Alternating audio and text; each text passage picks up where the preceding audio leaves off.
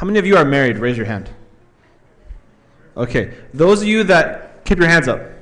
How many of you made your own vows? Keep your, oh, most of you. Okay. How many of you use the traditional marriage vow? Raise your hand. Okay, a few of you. Okay. I'm going to read one. I'm going to read one right here. So I'm on, what is it? Let's see here. MarthaStewart.com. Good source for how to love someone well, right? Let's go. This is I'm reading there's, I guess, different denominations have different forms of the vow, but they're largely the same. And as I say it, some of you may be going, oh yeah, sounds familiar.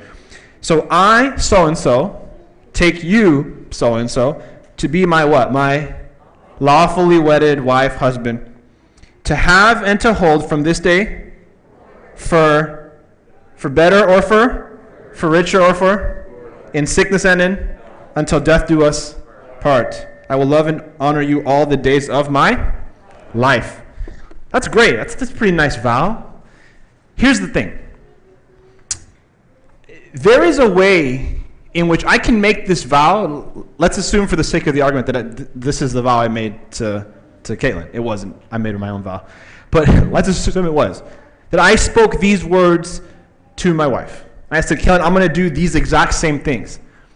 It is, if you think about it, this is actually not that specific. It's rather vague, right? To have and to hold, what does that mean?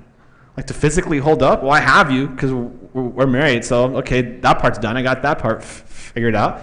Okay, in richer, in poor, in sickness and in health, hopefully richer, hopefully health, right? And then at the end it says, I will love and honor you all the days of my life. Well, that's nice, except for the fact that love is a pretty broad word. I've said this before, but we use love for a variety of things. I love Taco Bell. I love watching TV. I love to surf. Hey, Kellen, I love you too. Like Taco Bell? Like surfing? Well, no, but we use this word for so many things. And so then I want to suggest something to you. I could arguably love my wife according to the letter of this vow and get away with probably a lot of things. And if ever I get called out on it, I could say, but honey, I'm doing the thing that the vow says, to love and honor you. And she's like, well, you haven't loved me. Oh, but that's not what I think love means. I thought love meant, and you begin to see how I can keep the letter of this document, of this vow, and get away with a bunch of stuff that's actually destructive to my relationship with my wife.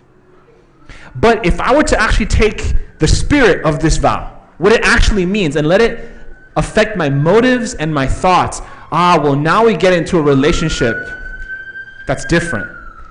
Now I'm not just responsible for the vague actions I do, but now I'm responsible for the status of my heart in relationship to my wife. And when I tend to my heart, when I get down to the spirit of this vow, through these 10, do you remember what they were? 10 plagues, right? And we talked about how these 10 plagues were really acts of judgment that were primarily redemptive. God brings these plagues upon Pharaoh not to arbitrarily punish him, but to wake him up, to say, hey, you have a decision to join me and join the right way of doing things, or you can be stubborn and rebellious and hard in your heart. So God brings this final judgment of the Red Sea upon Pharaoh and Egypt, brings his people through the Red Sea, and now Exodus. Go with me to the book of Exodus, second book of the Bible, Exodus chapter 19. We're picking up the story in chapter 19. God has brought them through the Red Sea, now he brings them to this mountain. Exodus chapter 19. Starting with me at verse 9. Exodus 19, verse 9. They took the clock away from this, so now I can't know how long I'm going to take. So if we take longer today, I'm sorry, guys. Someone took it away. Oh, never mind. I'm guilty. Never mind. I have accountability today, so never mind. I'm not going to go over. So Exodus 19. I hope you know I'm teasing. Exodus 19, starting at verse, what did I say? Verse 9. I want you to see this. Exodus 19, verse 9. And the Lord said to Moses, behold, I am coming to you in a thick cloud, that the people may hear when I speak with you, and may also what? Believe you forever. When Moses told the words of the people to the Lord said to Moses, go to the people and consecrate them today and tomorrow, and let them wash their garments. And be ready for the what? The third day. For on the third day the Lord will come down on what? Mount what? Mount Sinai. They're at Mount Sinai. The Lord's going to come down on Mount Sinai in the sight of all the people. And you shall set limits for all the people all around, saying, take care not to go up into the mountain, or to touch the edge of it. Whoever touches the mountain shall be put to death. No hand shall touch him, but he shall be stoned or shot. Whether beast or man, he shall not live. When the trumpet sounds a long blast, then they shall what? Come up to where? To the mountain. Come near to the mountain. So Moses went down from the mountain to the people and consecrated the people and washed their garments. Now, skip down to verse 16. On the morning of the third day, there were what? Thunders and lightnings and a thick cloud on the mountain and a very loud trumpet blast, so that all the people in the camp what? They're afraid. I want you to notice this. They're afraid. Verse 17. Then Moses brought the people out of the camp to meet God, and they took their stand at the foot of the mountain. Now Mount Sinai was wrapped in what? Smoke. Why? Because the Lord had descended on it in what? Fire. I want you to notice this. This is going to come up later. God comes down in the form of what? Fire. God comes down in fire. The smoke of it went up like the smoke of a kiln. The whole mountain trembled greatly. Now, this is the moment where Christians popularly refer to as the giving of the 10 Commandments. You might have in your mind this image of these two pieces of stone that are shaped kind of like this, and there's two of them, and on one, 6 things, right? This is the moment where God gives his people the 10 Commandments. So we're going to do something. We're going to read them. This is going to feel perhaps a little bit like Sabbath school, where as a child you read the 10 Commandments and you memorized them. Some of these kids here might actually have them memorized, but we're going to read them. What is it that the 10 Commandments really are? So, Exodus chapter 20, starting at verse 1. I want you to read this for yourself. I need you to see this. Exodus chapter 20, verse 1. And God spoke all these words, saying, I am the what? The Lord your God, who what? Brought you out of the land of Egypt, out of the house of slavery. I want you to notice this. We oftentimes think that the 10 Commandments begins with the first commandment. It actually doesn't. The 10 Commandments begins with the declaration that God has saved his people. Why? This is why. Because God did not give his people the 10 Commandments so they could keep it perfectly, so then they could convince him to save them. God saves them and then says, now that you're saved, this is what life looks like. That's an important distinction. Let me say it again. God doesn't give his people the 10 Commandments so they can try and keep it perfectly, so they can convince him to love them and save them. God saves them first and then says, here's the law. Here's how to live your life well. It's an important distinction. You can't persuade God to love you any more than he already has. You can't convince him to save you any more than he already has. So he gives the law, and the first thing is, I am the Lord your God who has saved you. He establishes the truth of their relationship. Now, command number 1, verse 3, you shall have no other what? Gods before me. Verse 4, you shall not make for yourself a what? Carved image or any likeness of anything that is in the heaven above, or that is in the earth beneath, or that is in the water under the earth. You shall not bow down to them or serve them, for I, the Lord your God, am a what? That's a sermon for another day. God is jealous of you. What does that mean? Spend some time meditating on that. Visiting the iniquity of the fathers on the children to the 3rd and the 4th generation of those who hate me, but showing steadfast love to what?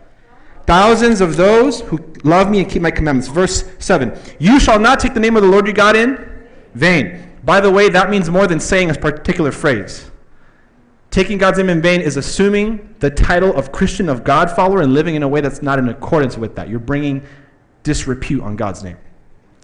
Verse 8. For the Lord will not hold him guiltless who takes his name in vain. Verse 8. Remember the Sabbath day to keep it. Many of us Adventists could probably say this from memory. For 6 days you shall labor and do all but on the 7th day is the Sabbath to the Lord your God. On it you shall not do any work. You or your son or your daughter, your male servant or your female servant, or your livestock, or the sojourner who is within your gates. For in 6 days the Lord made the what? Heaven and the earth, the sea and all that is, and rested on the 7th day. Therefore the Lord blessed the Sabbath day and made it what? Holy. Commandment number 5. Honor your father and your mother. Cake here, you're listening. Honor your father and your mother. I'm looking at you, Kim. By the way, Kim, thank you for reading the verse this morning. That was awesome. Commandment number 6. You shall not. Verse 13. You shall not murder. Commandment number 7. You shall not commit adultery. Number 8. You shall not. Number 9. You shall not bear false witness against your neighbor. And number 10, you shall not covet your neighbor's house. You shall not covet your neighbor's wife, or his male servant, or his female servant, or his ox, or his donkey, or anything that is your neighbor's. Okay, God finishes speaking. These are the 10 commandments. Now, I hope you were paying attention closely because I want you to notice a few things that we can notice just from reading this. When it comes to the 10 commandments, who are the people, in light of the 10 commandments, who are the people in relationship to? Who are they behaving towards? Remember, the first few are about who? What I do in relationship to who? To God, right? No other gods, no idols. I don't take his name in vain. I honor him on the Sabbath day. And then the other few are me in relationship with who? With my neighbor. Who's my neighbor? Everyone is my neighbor, right? And I'm a neighbor to everyone else. So I want you to notice this. You can actually look at these commandments, and they are about two groups of people. Well, two parties. Me and God, and me and everyone else. There is a vertical dimension to the 10 commandments, and there's a horizontal dimension to them. I want you to notice this, right?